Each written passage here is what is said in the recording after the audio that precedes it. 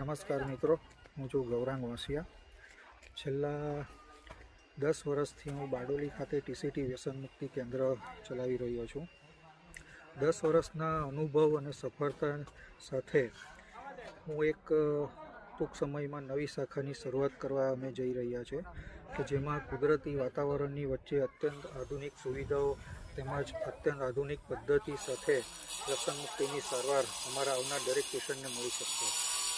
મિત્રો, 10 વર્ષના અનુભવમાં એક વસ્તુ મેં જાણવા મળી છે કે વ્યસન કરતો કોઈ પણ વ્યક્તિ કોઈ ગાંડો કે ગુનેગાર નથી હોતો, પરંતુ વ્યસનના કારણે એનું જે વાણી વર્તન વ્યવહાર હોય છે એ એટલી હદે બગડી જતું હોય છે કે જે સમાજમાં કે જે પરિવારમાં આપણે રહીએ છીએ એમાં એ બધી વસ્તુ સ્વીકાર્ય હોતી નથી।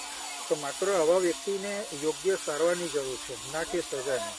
તો એ જ વસ્તુને ધ્યાનમાં રાખીને અમે એક નવી સંસ્થાની શરૂઆત કરી રહ્યા છે